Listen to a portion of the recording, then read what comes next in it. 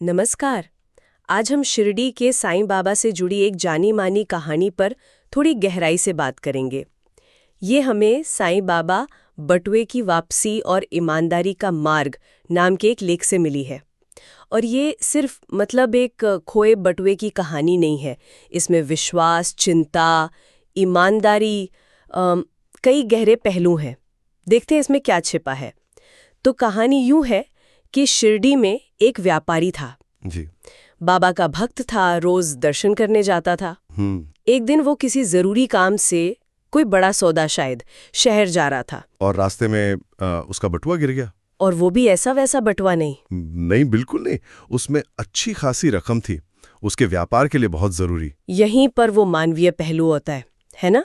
सोचिए उस वक्त उस व्यापारी की क्या हालत हुई होगी। हाँ, एकदम से जैसे पैरों तले जमीन खिसक गई होगी। बिल्कुल, सब कुछ दांव पर, व्यापार, जमा पूंजी, सब खत्म होता दिख रहा होगा। ये सिर्फ पैसों का जाना नहीं था, ये तो जैसे भविष्य पर ही सवाल लग गया। सही बात है। और इसी घबराहट में, इसी हताशा में वो भागा भागा पहुंचा बाबा के पास। अपनी पूरी चिंता बताई कि बाबा सब लुट गया, व्यापार कैसे चलेगा, अब मेरा क्या होगा। डर और चिंता तो साफ दिख रहे होंगे। हाँ, और यहीं पर बाबा का जो जवाब था वो बड़ा दिलचस्प है। उन्होंने कोई डांट डपट नहीं की, उसकी चिंता को नकारा नहीं, बस बहुत ही शांत, एकदम ठहरे हुए अंदाज में कहा, तू चिंता मत कर, जो तेरा है वो तुझ तक लौट कर आएगा। ये बात, इसमें वजन था, ये सिर्फ दिलासा नहीं लग रहा था। जी, इसमें एक गहरा विश्वास, एक आश्वासन था।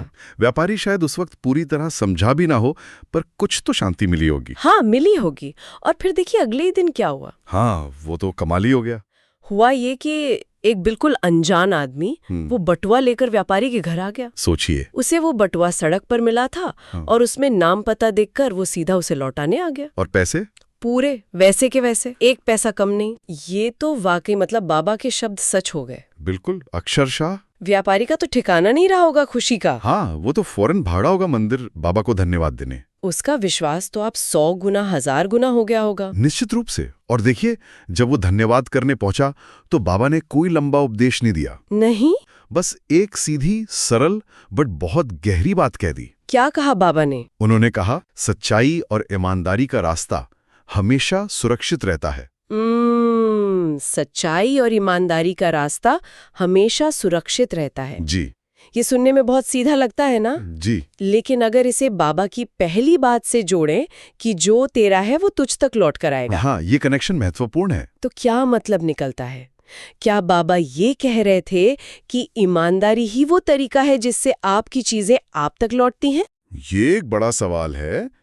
क्या ईमानदारी सिर्फ एक नैतिक गुण है या इसका कोई व्यावहारिक असर भी होता है? कहानी तो यही इशारा कर रही है कि शायद व्यापारी की अपनी ईमानदारी या उसका वो अटूट विश्वास, हाँ, उसी ने बटुए की वापसी का रास्ता बनाया। और वो अजनबी भी तो ईमानदारी की मिसाल बन गया। बिल्कुल, वो भी उसी तंत्र का हिस्सा बन गया जैसे।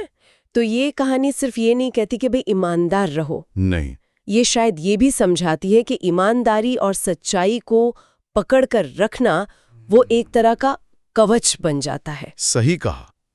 एक सुरक्षा कवच जो मुश्किल वक्त में आपकी मदद करता है, भले ही हमें तुरंत समझ ना आए कि कैसे। हाँ, तरीका शायद समझ से परे हो। बिल्कुल। और ये हमें सोचने पर भी मजबूर करता है कि ये जो सिद्धांत है, जो तेरा है वो लौटकर आएगा, क्या ये सिर्फ खोई चीजों पर लगता है?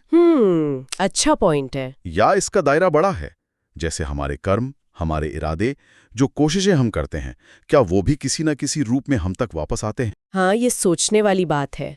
अक्सर लगता है ना कि नेकी का फल कब मिलेगा, मिलेगा भी या नहीं। जी, मन में ये सवाल आता है। लेकिन ये कहानी उस भरोसे को मजबूत करती है कि सही नियत और सही काम बेकार नहीं जाते। उनका नतीजा आता है, किसी न किसी शक्ल में आता जरूर है। तो इस पूरी बातचीत का निचोड़ शायद यही है कि ईमानदारी सिर्फ एक नैतिक मजबूरी नहीं है। हाँ, ये एक व्यवहारिक रास्ता भी हो सकता है। और विश्वास, खासकर मुश्किल में, वो सिर्फ दिल बहलाने के लिए नहीं, बल्कि शायद वो सकारात्मक नतीजों को अपनी तरफ खींचने का एक जरिया भी है, जैसा यहाँ दिखा। बिल्कुल।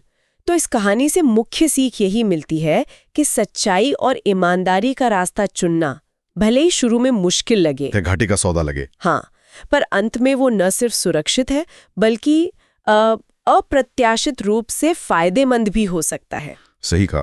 और जाते जाते एक विचार छोड़ जाते हैं सबके लिए।